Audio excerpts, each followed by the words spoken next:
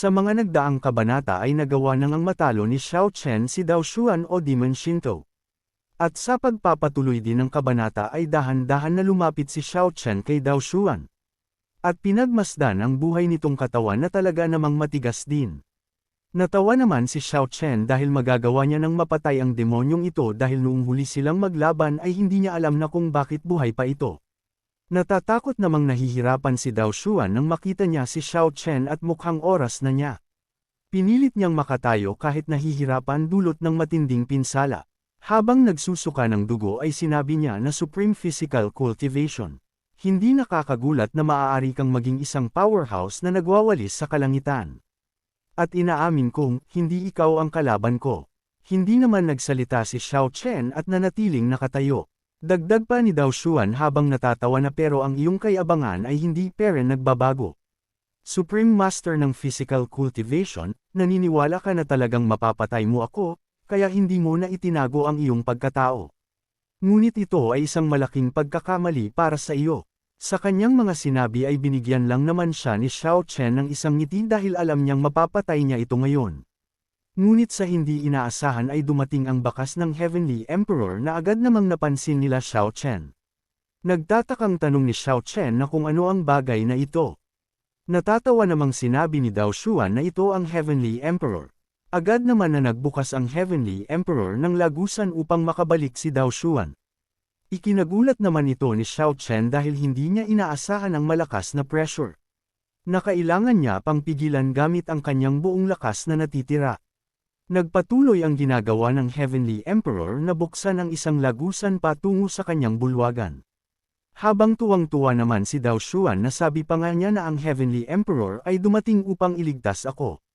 Agad siyang nagtungo sa lagusan upang makaalis sa lugar at makatakas kay Xiao Chen. Dagdag pa niya habang natatawa na Supreme Cultivation ito ang iyong kabayaran para sa iyong pagmamataas.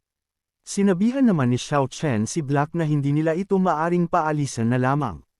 Agad na pinalaki ni Black ang kanyang katawan upang magsiguro ng isang atake na kayang abutan si Dao Xuan. Agad niya ding pinakawalan ng kanyang atake, na agad naman itong naramdaman ni Dao Xuan kaya naman kinabahan siya. Ginamit naman ni Xiao Chen ng kanyang Tianhuang Fist, na nasa antas ng ikawalong suntok at agad niya itong pinakawalan upang hindi na makatakas pa si Dao Xuan. Nakapasok naman ang malaking kamay sa espasyo at nang makita ito ni Dao Xuan ay kanyang itong ikinagulat, dahil kung matatamaan siya nito ay siguradong ikakamatay niya. Kaya naman kinakabahan na siya habang pinagmamasdan ang atake ni Xiao Chen. Ngunit bigla siya nagtaka nang biglang mawala ang atake. Dahil pala ito sa kagagawa ng Heavenly Emperor na nagawang mapawalang bisa ang atake ni Xiao Chen. Agad din itong nagpakawala ng isang atake bago ito mawala. Naramdaman naman agad ni Xiao Chen ang bigat ng atake. Sa ginawang atake ng Heavenly Emperor ay nawasak ang Void Space. Nasabi na lang ni Xiao Chen na napakagandang araw talaga ngayon. Agad siyang nagpakawala ng atake upang salubungin ang ginawang atake ng Heavenly Emperor. At nang sandaling magtama ang kanilang mga atake ay nagkaroon ng malakas na pagyanig. At nang mawala din ang malakas na salpukan ay naiwan na lamang ang makapal na usok. Bahagya namang nena si Xiao Chen dahil sa bukod na nakatakas pa ang hangal ay napinsala ang kanyang kamay. Sinabihan naman ni Black si Xiao Chen na mukhang may malaking mangyayari. Kinumpirma naman ito ni Xiao Chen na may nangyari talaga sa oras na ito. At hindi ko inaasahan na ang makalangit na emperador ay may ganoong kapangyarihan at base sa lakas nito ay malaking digmaan ito. At ang nakakainis pa ay nakawala ang Dao Xuan na yun. Sinabi naman ni Black na ang purple aura kanina ay napaka-unusual saan ka man pumunta, ang espasyo ay ganap na nabasag. Inihayag naman ni Xiao Chen na hindi lang ito, ang kapangyarihang ito ay naglalaman ng kapangyarihang patahimikin ang lahat, ngunit gayon din ang sigla ng simula ng langit at lupa. At kung hindi ako nagkakamali, ito ay katulad ng Hongmeng Zik. Nang marinig ito ni Black ay kanya itong tinanong kay Xiao Chen na kung ano ang Hongmeng Purple Chi na ito. Ipinaliwanag naman ni Xiao Chen na ang Hongmeng Purple Chi ay ang isa sa pinakamakapangyarihan na puwersa sa gitna ng langit at lupa, ang buong daigdig daw ay pinangangalagaan ng lila ni Hongmeng. Sa ibang paraan, ang Hongmeng Purple Chi ay ang ugat ng buong batas ng daloy ng Chi sa lahat ng langit at kaharian, at ito rin ang perpektong makalangit na Dao. Nang marinig ito ni Black ay ikinagalit niya ito dahil isa itong malaking banta. Napansin naman ni Xiao Chen ang bakas ng purple chi na naiwan. Kaya naman agad siyang kumuha nito ng kaunti sa kanyang daliri na sabi pa nga niya habang pinagmamasdan ito na ito ba ang Hongmeng purple chi. Kahit sa nakaraang buhay ko, hindi pa ako nagkaroon ng pagkakataon na masulyapan ang isang gamer. Matapos niyang magsalita ay kanya itong sinubukan na ilagay sa kanyang katawan. Nang sandaling ilagay niya ito ay bigla na lang siyang pinagpawisan dahil nakaramdam siya ng panghihina. Nasabi pa nga niya na ang pakiramdam na ito ay lubhang nakakatakot. Sa loob naman ng meridians ni Xiao Chen ay makikita ang pagdaloy ng purple chi. At pilit na nilalabanan ito ng kanyang banal na aura. Makalipas ang ilang sandali ay nagawa nitong ma-refine sa kanyang meridians. Nakakatakot talaga ang Hongmeng purple chi. Ang maliit na halaga ng mga nasira ay halos hindi ko na ito mapino. Nag-aalala namang sinabi ni Black na ang Daoshuan na ito ay tiyak na magbubunyag ng iyong pagkakakilanlan pagkatapos niyang bumalik. At mayroon ka pa ring gana na pinuhin ang Hongmeng purple chi dito. Sinabihan naman ni Xiao Chen si Black na ang mga dapat dumating ay laging darating, dahil ganyan ang kaso, ay dapat harapin mo ng mahinahon. Oras na para malaman ng buong mundo na nagbalik na ang aking supreme cultivation na si Xiao Chen. Napansin naman nilang dalawa ang jade bracelet sa lupa kaya naman napahinto sila dito. Agad naman na kinuha ito ni Xiao Chen upang suriin. Nang kanya itong makuha ay nasabi na lang niya na hindi ba dinala ni Dao Zuan itong jade bracelet. Matapos niyang magsalita ay kanya itong sinuri. Maya-maya pa ay bigla na lamang itong naluso sa kanyang kamay. At damaloy sa katawan niya ang kapangyarihan ng jade bracelet. Kaya naman namangha si Xiao Chen nang kanya itong makita sa kanyang katawan. Agad naman na sinabihan niya si Black na protektahan siya nito dahil kanyang i-absorb ang kapangyarihan ng jade bracelet. Agad naman na sinang-ayunan ni Black ang sinabi ni Xiao Chen. Kaya naman agad na umupo si Xiao Chen upang simulan ang pag-absorb sa kapangyarihan ng jade bracelet. Sa kabilang banda naman sa bulwagan ng Heavenly Emperor, ay nagbukas na ang isang espasyo dito at mukhang ito ay si Daoshuan. Ilang sandali pa nga ay lumabas na dito si Daoshuan na hinang-hina. Nagulat naman siya dahil nasa harap niya na ang Heavenly Emperor. Seryoso naman siyang pinagmamasdan ni Heavenly Emperor. Agad siyang nagbigay ng paggalang habang nahihirapan. Tinanong naman na ng Heavenly Emperor na kung ano ang nangyari, bakit nawala ang Hongmeng purple aura na binigay ko sayo. Agad naman na inihayag ni Daoshuan na ang Supreme Master ng Physical Cultivation ay hindi papatay. Nang marinig ito ni Heavenly Emperor ay naiinis ito sa loob-loob niya. Habang sa labas ng kanyang hitsura ay kalmado niyang sinabi na kailangang sabihin itong ng detalyado upang maging tiyak. Agad naman na tumayo si Daoshuan at kanyang inihayag ang lahat ng nangyari. Naintindihan naman na ng Heavenly Emperor ang nangyari at kung bakit ginamit ni Daoshuan ang Hongmeng Purple Chi dahil sa ito ang Supreme Master of Physical Cultivation. Dagdag pa ni Heavenly Emperor na hindi ito kasalanan mo, dahil yun ang paraan para mahuli ang physical cultivation. Tinanong din siya ni Heavenly Emperor na kung ano ang mga susunod niyang iniisip. Nagmungkahi naman si Daoshuan na ang Supreme Body Cultivator ay hindi papatay. At kung ang balita na ito ay kakalat, ay natural na magkakaroon ito ng malaking sensasyon. Matapos niyang mapag-isipan ang kanyang plano at agad niya itong inihayag sa Heavenly Emperor na mayroon na siyang naisip na plano. Agad siyang lumapit at kanyang iminungkahi ang lahat ng kanyang plano. Ikinatuwa naman ito ni Heavenly Emperor dahil talagang matalino ang kumag na ito. Makalipas ang kalahating buwan sa itaas ng 3 kaharian. Sa Sword Realm Fulong Mountain Range na kung saan may 2 nilalang sa labas ng mansyon. Nakaramdam ng matinding pagkabahala ang isang nilalang sa kanyang naramdaman. Ipinag-alala naman ito ng kanyang alagad kung kaya't agad niyang tinanong ang kanyang master na kung ano ang nangyayari. Sinabihan naman niya ang kanyang alagad na magmadaling ipadala ang ulat mula sa buong sekta na sila ay nawala mula noon.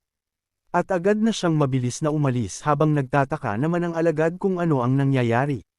Naramdaman din ito ng ibang kaharian na nagbalik na ang Supreme Cultivator kaya naman labis ang kanilang tuwa dito.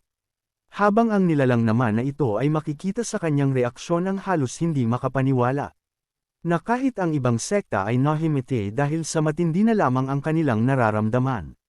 Habang ang magandang babae naman na ito ay umiiyak sa pagbabalik ng Supreme Cultivator. Sa kabilang banda naman sa Tianlo Temple na kung saan ito ang lugar ng Supreme Elder. Habang tahimik siyang nakaupo ay bigla niyang naramdaman ang presensya ng Supreme Master of Physical Cultivation. Kaya naman agad niya tinanong ang kanyang sarili na kung totoo ba na nagbalik na ang Supreme Cultivator. Dagdag pa niya na hindi niya alam na kung masama ba ito o magandang pahiwatig. Sa kabilang banda naman sa Invincible Gate, ay patuloy ang pagpaslang ni Heilong sa kanilang mga kalaban. Ngunit bigla siyang napahinto nang maramdaman niya ang presensya ng Supreme. Nasabi pa nga niya na ang pagkakakilanlan ng boss ay nalantad na. Habang sa mountain range naman na kung saan nandito si Thunder God, ay naramdaman niya na din ang Supreme Cultivator na nalantad na ang pagkakakilanlan nito. Sa Zumi Mountain naman na kung saan nandito si Zumiro, ay naramdaman niya ang presensya ng Supreme Cultivator at bahagya siyang nag-alala na sabi pa nga niya na mukhang katapusan na at may malaking nangyayari. Nasabi na lang din ng alagad ni Li Yunfei na paano ako magiging napakabuti at may kakayahan. Sinabi ni Yunfei Supreme na protektahan ko ang taong ito. Dagdag pa niya na kailangan ng bumalik ng Supreme Yunfei dahil kung hindi ay paano ko ipapaliwanag ito ng malinaw. Sa palasyo naman ni Snow Maiden, na kung saan ay nasabi na lang niya nang maramdaman niya ang presensya ng Supreme Cultivator na kung bakit sobrang napakayabang mo. Nag-alala din niyang sinabi na kung saan na pumunta si Li Yunfei. Habang si Xiao Chen naman ay inabot na sa kalahating buwan na pag-cultivate. Kaya naman tinanong ni Black si Xiao Chen na kung hindi pa din ba nakakabawi, dahil sa halos buwan na ang nakakalipas. Sa inner visual space naman ni Xiao Chen, na kung saan nasa harap siya ng pintuan. At pawis na ito sa kanyang ginagawa. Makalipas pa ang ilang sandali ay iminulat niya na ang kanyang mga mata. Agad na siyang tumayo habang napapabuntong hininga na sabi pa nga niya na ang jade bracelet na ito ay tunay na isang mahiwagang kasangkapan na lumalampas sa kanyang makalangit na antas, na naglalaman ito ng napakaraming enerhiya kaya inabot ako ng isang buwan upang pinuhin ito. Gayunpaman, ito sa wakas ay nagbigay daan sa akin na matagumpay na makapasok sa 8 rurok ng Taigu Quenching Technique na lumampas sa distansya ay isang hakbang lamang ang layo, ngunit ngayon, kumpara sa aking nakaraang buhay, hindi na ako mababa, mas malakas pa. At ngayon tignan natin kung ano ang nasa loob ng Jigo Hall na ito. Agad niyang sinimula na buksan ang pintuan na dahan-dahan naman niyang nagagawa. Mas nilakasan pa ni Xiao Chen ang kanyang ginagawa upang mabuksan na ng tuluyan ang Supreme Hall. Nagpatuloy ang ginagawa ni Xiao Chen at ginamitan niya na din ito ng kanyang asul na enerhiya at lumabas na din ang kanyang baluti. At habang kanya itong dahan-dahan na nabubuksan ay lumalabas naman ang matinding enerhiya na nagmamula sa loob. Makalipas pa ang ilang sandali ay nabuksan na ni Xiao Chen ang pinto at sa hindi inaasahan ay bumugso ang malakas na enerhiya. Habang si Black naman ay nagtataka na sa lumabas na enerhiya na nagmamula kay Xiao Chen. Agad naman siyang dinala nito sa inner space ni Xiao Chen. At nang makapasok siya sa loob ay bahagyang nagulat si Xiao Chen. Nang makabangon siya ay agad niyang tinanong si Xiao Chen na kung ito ba ang Divine Consciousness space nito. Hindi naman siya sinagot ni Xiao Chen bagkus ay itinuro lang ni Xiao Chen ang nasa harap nila. At nang makita ito ni Black ay nagulat siya dito. Kaya naman habang nanginginig ay agad siyang bumalik sa kanyang original na anyo at agad niyang sinabi na kung ano ang ibig sabihin ng ganitong malakas na pressure. At kung sino ang rebulto na nasa loob. Sinabi naman ni Xiao Chen na paano ko naman malalaman ito. Bumantong hininga naman siya upang maghandang pumasok. At agad niyang sinabi kay Black na pumasok na tayo, anuman ang mangyari ito pa din ay ang aking Divine Consciousness space. Hindi pa man sila nakakapasok ay ramdam na ni Xiao Chen ang matinding enerhiyang lumalabas dito. Kaya naman ang inig ang buo niyang katawan dahil dito. At nang sandaling makapasok sila ay bigla na lang mas tumindi pa ang kanilang naramdaman na pressure. Kahit nahihirapan ay pinilit pa din ni Xiao Chen na lagpasan ang matinding pressure na sabi pa nga niya na napakalakas ng pressure nito sa loob ng Supreme Hall. Sa sandaling ito, ang aking kapangyarihan sa pakikipaglaban ay ganap na pinakawalan, at pakiramdam ko ay hindi ko ito kayang panindigan ng matagal. Hindi naman nakinaya ni Black ang matinding pressure kaya naman namuti na lang ang kanyang mga mata. At nang malagpasan ni Xiao Chen ang matinding pressure ay huminto naman na ang malakas na pressure. Nang makita ni Xiao Chen ang rebultong nakatayo ay sinabi niya na kung ano ito. Agad siyang lumapit dito at wala siyang ideya kung ano ang kanyang mga nakikita. Sinubukan niyang lumapit sa upuan subalit nang sandaling lumapit siya ay naglabas ito ng matinding enerhiya. Dahilan upang tumilapon siya dahil hindi niya kinaya ang enerhiyang lumabas dito. Nasabi na lang niya na kung ano ba ang nangyayari. Dagdag pa niya na nagawa ko ang mabuksan ang pintuan ngunit nang sandaling makapasok ako ay wala pa din akong magawa. May napansin naman si Black sa rebulto kaya naman agad niyang ipinag-alam kay Xiao Chen na tignan ang rebulto dahil mayroon itong pattern sa kanya. Agad naman na tinignan ni Xiao Chen ang sinabi ni Black. At nang makita nila ito ay makikita ang malakas na liwanag dito. At ipinakita ang isang larawan ng isang digmaan laban sa White-Bone Dragon at sa lahat ng nilalang. Nakilala din ni Black ang White-Bone Dragon kaya naman kanya itong ikinagulat, habang si Xiao Chen naman ay sinabi niya na mukha ito ay isang malaking digmaan. Nasabi na lang din ni Black na wala namang ganito sa aking alaala. Nagtataka namang sinabi ni Xiao Chen na malaan ang sumisipsip ng mga imprint na iniwan ng 4 na hari sa labas ng domain, ang kataas-taasang bulwagan ay lumitaw sa loob ng katawan, at sa sandaling ito, may pattern ng White-Bone Dragon sa rebulto. At ang lahat ng ito ay tila magkakaugnay. Bigla namang nagbago ang larawan na ipinagtaka nila Xiao Chen. Ilang sandali pa ay ipinakita ang laban sa makalangit na Emperor. Hindi pa dito natapos dahil bigla ulit itong nagbago na ikinamangha naman no Black at ni Xiao Chen. At nakita sa larawan ang isang malakas na nilalang. Bahagya namang naintindihan na ni Xiao Chen kaya naman sinabi niya na ang pattern na ito ay tila naglalarawan sa proseso ng isang tao sa pakikipaglaban sa makalangit na paraan. Lumapit naman si Black sa harapan ng rebulto at napansin niya ang isang pamamaraan dito. Kaya naman agad niyang sinabihan si Xiao Chen na tingnan mo itong rebulto. Nagtatala ito ng kasanayan sa martial arts sa kamay nito. Dahil nakarating ka na sa part na ito ay inaanyayahan kita na pindutin ang like at mag-subscribe at i-on ang notification bell. At kung gusto mo naman na suportahan ng matindi ang bidang hangal na ito ay maaari mo ding pindutin ang super thanks sa ibaba para mas lalong ganahan ang hangal na ito. Maraming salamat mga bida. Agad naman na tinignan ito ni Xiao Chen at nang makita niya ito ay kanya itong nakilala. Nasabi pa nga niya na ito ay ang sinaunang pamamaraan ng quenching. Ang 9 na buhay at kamatayan. Dagdag pa niya na ang sinaunang pamamaraan ng quenching ay talagang ang kumpletong bersyon na ipinasa sa akin ng Han Yuan Sr. Ang 9 na buhay at kamatayan na pamamaraan na ito ay higit sa 10 beses na mas mayaman kaysa sa natutunan ko. Sino ba talaga ang taong ito dahil taglay niya ang makapangyarihan ng 2 pamamaraan? May naisip naman si Black na paraan. Kaya naman sinabihan niya si Xiao Chen na dahil may mas perpektong 9 na turn life and death technique dito, bakit hindi ito linangin, kung kanino pag-aari ang estatwa na ito ay palaging magiging malinaw. Nagustuhan naman ni Xiao Chen ang iminungkahi ni Black kaya naman sinang-ayunan niya ito. Agad siyang umupo upang simulan na linangin ang perpektong pamamaraan. Agad naman na inilabas ni Xiao Chen ang kanyang aura, at sinimulan na linangin ang perpektong pamamaraan ng 9 na buhay at kamatayan. At ilang sandali pa ay makikitang dahan-dahan ng nabubuo ang dilaw na katawan ni Xiao Chen.